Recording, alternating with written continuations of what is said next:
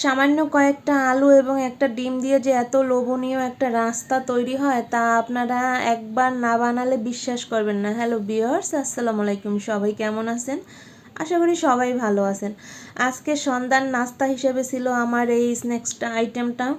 এটা এতটাই লোভনীয় হয়েছে যা বলার বাহিরে। উপরে ক্রিস্পি এবং ভিতরে খুবই সফট হয়েছে।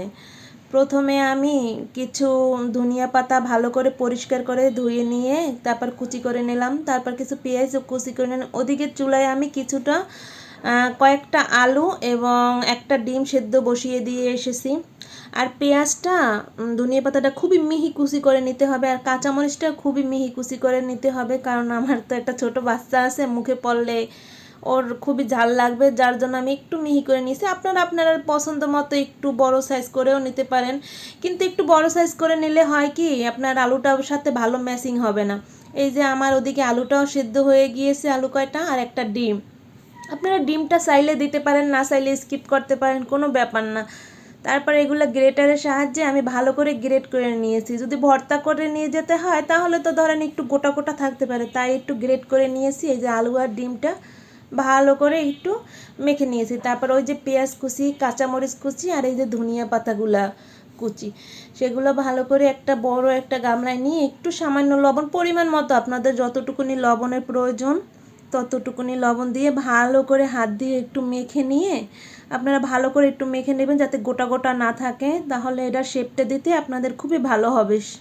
আর এই নিয়েছি আমি একটা নুডলসের মশলা, যদি আপনারা ম্যাজিক মশলা থাকে সেটাও দিতে পারেন, এটা সম্পূর্ণ আপনাদের ব্যাপার, কিন্তু এটা দিলে স্বাদটা অনেক ভালো আসে।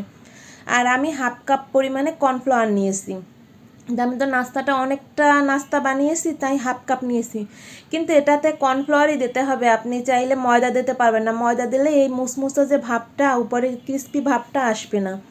অল্প অল্প করে কর্নফ্লাওয়ার দিবেন, একসাথে বেশি দিতে যাবেন না, যতটুকুনি বান্ডিংয়ের জন্য প্রয়োজন ঠিক ততটুকুনিই দিবেন। আমি যার জন্য অল্প অল্প করে দিয়ে একটা শক্ত একটা ডোয়ের মতো বানিয়ে নিয়েছি।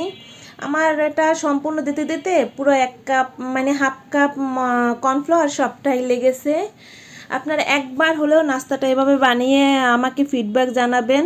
আশা করি আপনাদের সবারই ভালো লাগবে। আমি নিত্য প্রয়োজনীয় মানে যেরকমভাবে যে নাস্তা তৈরি করি আপনাদের সাথে সেই ছোট ছোট ভিডিওগুলো শেয়ার করার চেষ্টা করি। তারপর হাতটা ভালো করে ধুয়ে এইভাবে একটা ছড়ানো ট্রেতে কিছুটা তেল মেখে নেবেন। তেল না মেখে নিলে তাহলে ওটা আপনার পরবর্তীতে উঠে আসতে অসুবিধা হবে। একটু হাতেও তেল মেখে নেবেন, হাতে তেল মেখে নিলে আপনাদের হাতে আর চিপকে যাবে না। তারপরে আপনারা আপনাদের যে